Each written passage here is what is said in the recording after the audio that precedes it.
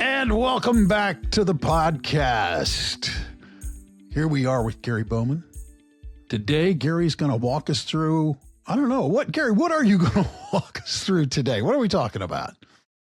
We're going to be talking mainly about just building the foundation of your income, retirement, basically the beginning of the income building. We're going to talk about how we replace that paycheck with a different kind of paycheck, right? Yeah.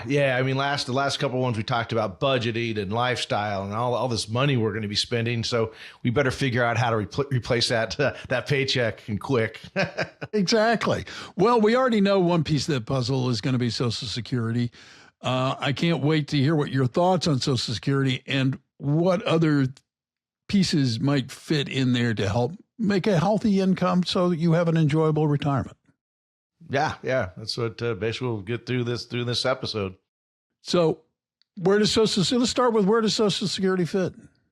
Well, Social Security basically it fits in right at the beginning. It's probably one of the first things we talk about, and it mainly because everyone that has a job, unless you're in the public sector, is paid into Social Security, and that's why your paychecks were so much less than what it says the gross, and you get to the net, all the different things you paid into. So Social Security is kind of the foundation of the starting point of the plan because it is a fixed income source, and it's guaranteed by the U.S. government.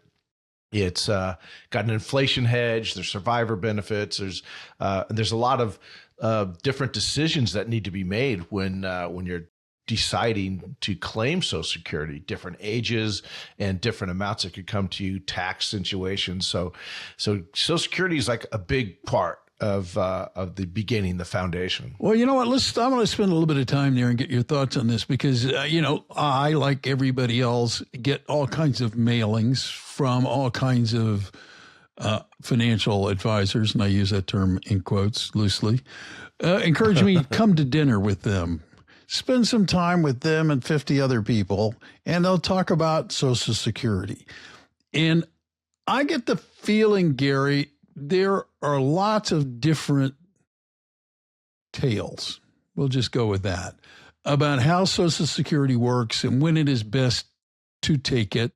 Everybody seems to be promising that, you can get $5,000 in retirement or something from Social Security. That all can't be true. So let's start with sort of the timing and the strategy of how Social Security works and how you can use it to your benefit. Well, there's a lot of different scenarios that you can run. So when you're looking at retirement in the process of building the plan, it's not the decision. It's one decision that goes along with a comprehensive plan. So when you're looking at timing or you're looking about when to take it, we have to look at all the other things that are coming in. I mean, are you going to continue to work when you retire? What age are you going to retire?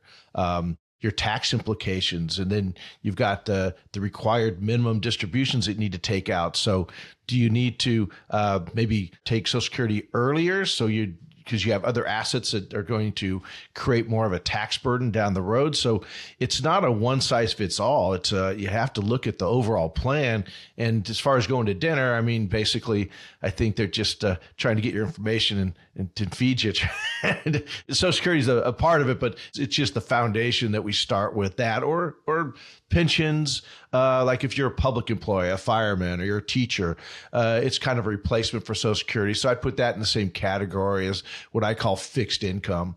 That's going to be reliable for you. So it's a good place to start so we can figure out, if you're not retired yet, how much you need to have saved to retire, like what's your number going to need to be, and how much stress you're going to have to put on your portfolio if you're going to have to use your personal savings, that kind of thing. So, Social Security is very, very important to start with. But you can't do it in an hour with 50 people because everyone's plan's different. And so it doesn't make sense to just, you can talk about the basics, but at the end of the day, you still have to sit down and run different scenarios that would play into your own personal plan. You mentioned this. I mean, we're talking about right now, the guaranteed income part of the retirement plan. Social Security's there. You mentioned pensions.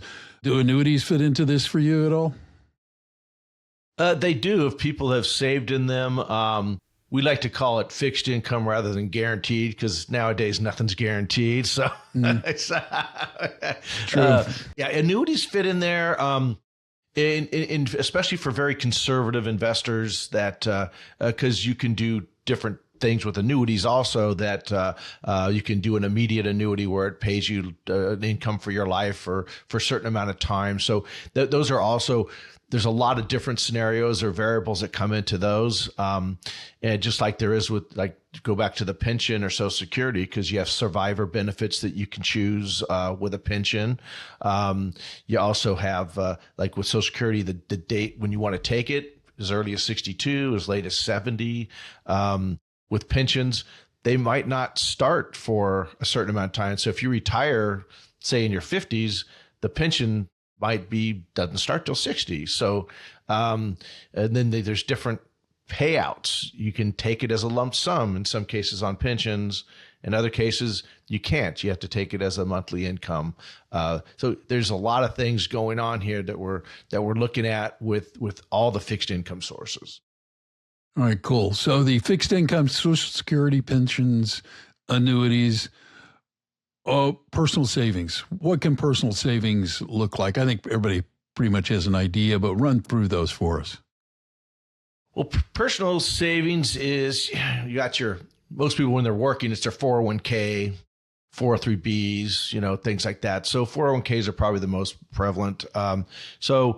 But when you retire, you roll those over into an IRA. So your individual retirement accounts, your Roth IRAs, your brokerage accounts. A lot of people save outside of their retirement to continue retirement plans. So they have ways to draw from their brokerage accounts also.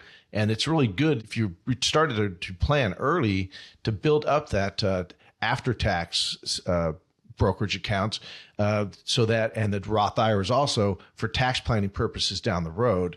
So the personal savings is really important because once we have the foundation of the fixed income that's coming in, then it tells us, okay, now what do we have to do as far as our personal savings? How much do we have to save? How much we're going to draw from that? The distribution, are we going to run out of money? Do we need to save more? I mean, I've had clients come in my office and we'll run through the plan and I'll be like, I've ran every scenario possible.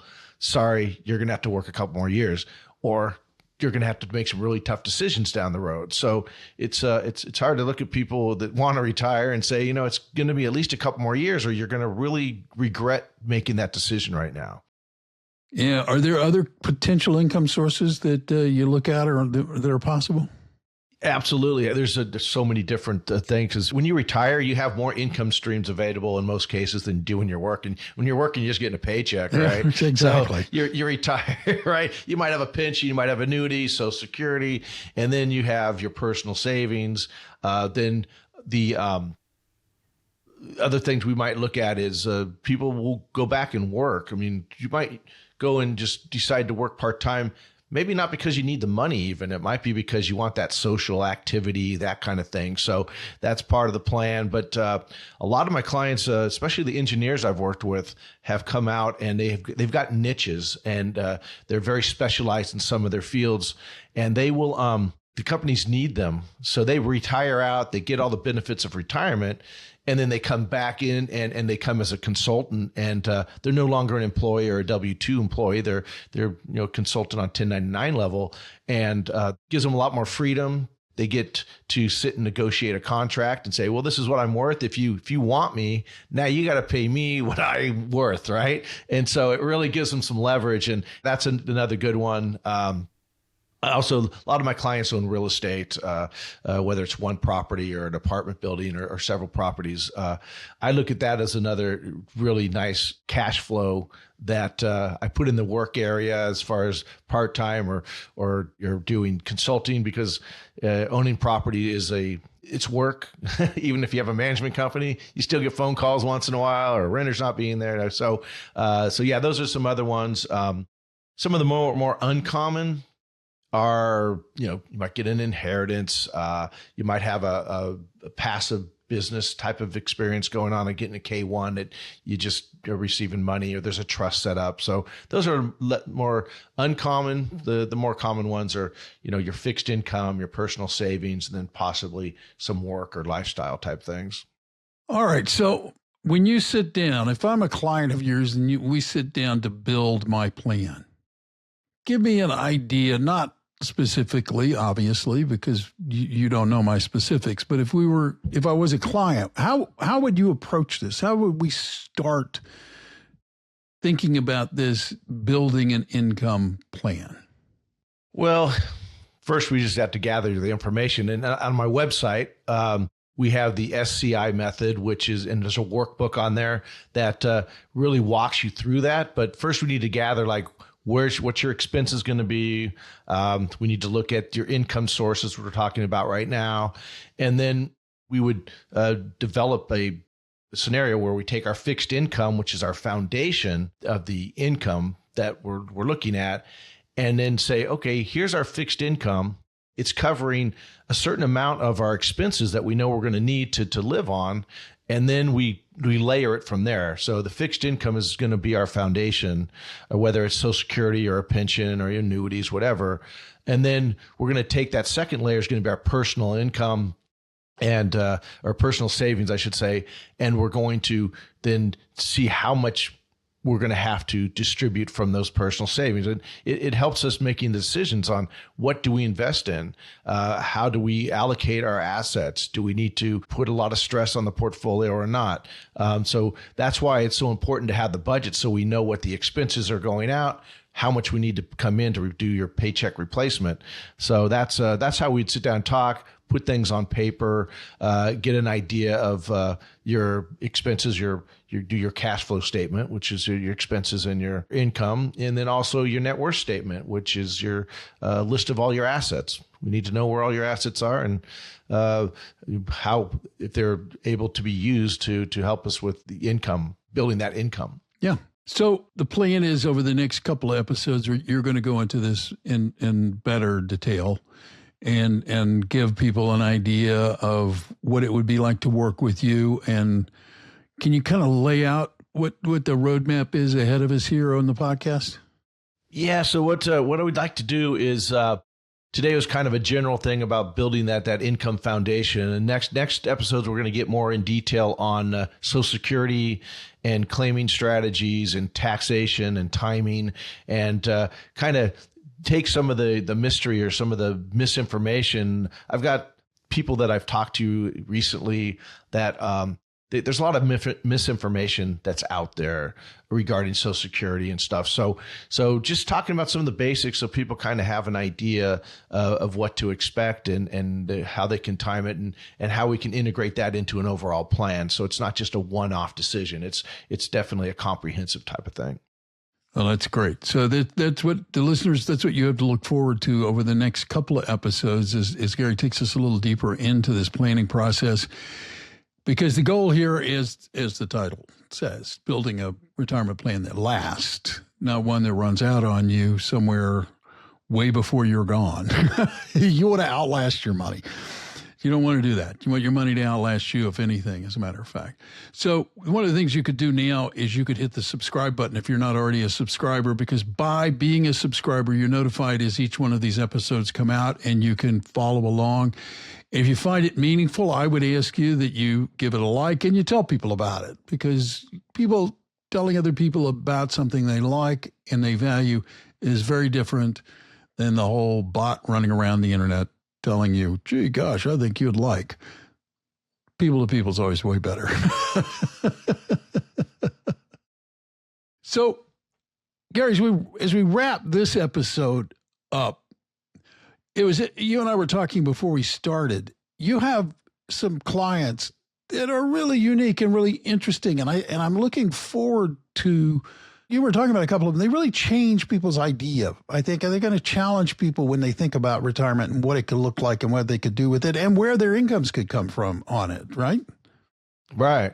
Yeah, there's several. Every one you work with is different and unique. In some of the retirement, it's not just numbers like we talked about before. It's relationships, but it's also the stories that these clients have had these dreams and how they've actually made them happen. And so we're talking to a few people to see if we can get them on here and talk about that and how they made it happen. And I think it'll be pretty fun for us all to talk about it. Yeah, fun. Talking about a plan as opposed to your eyes drying out and trying to stay awake during the conversation. Yeah. Right. Yeah. It's not the most exciting stuff talking about numbers, right? No, but you know what? It's what people do with numbers. And that always amazes me. And it's always probably the most exciting thing because it's the one thing that over the years has made me realize retirement is not, an end. You're not ending something. You really are beginning something. So you need to have an idea of the possibilities of things that you can do and what your retirement could look like, as a matter of fact. That's so true because it is the beginning of something. And in a lot of cases, it ends up being something really, really, really fun and exciting and adventures and things you weren't able to do while you're working. And that's what a lot of my clients have been able to achieve. And it just makes life so much more satisfying. It's on your terms. You retire and now you're starting a whole new chapter. That's what makes it really, really exciting. All right. That's great. So that wraps it for this time. Hit that follow button, become a subscriber, and we'll catch you next time on Building a Retirement Plan That Lasts. Thanks for taking the time to listen. Thank you for listening to Building a Retirement Plan That Lasts. If you enjoyed this episode, click the follow button so you can be notified when new episodes are released. To learn more, visit our website at bowmanretirementplanning.com. The opinions expressed in this program are for general informational purposes only and are not intended to provide specific advice or recommendations for any individual or on any specific security. It is only intended to provide education about the financial industry. To determine which investments may be appropriate for you, consult your financial advisor prior to investing. Any past performance discussed during this program is no guarantee of future results. Any indices referenced for comparison are unmanaged and cannot be invested into directly. As always, please remember investing involves risk and possible loss of principal capital. Please seek advice from a licensed professional. Custom Wealth Management, Inc. is a registered investment advisor. Advisory services are only offered to clients or prospective clients where Custom Wealth Management, Inc. and its representatives are properly licensed or exempt from licensure. No advice may be rendered by Custom Wealth Management, Inc. unless a client service agreement is in place.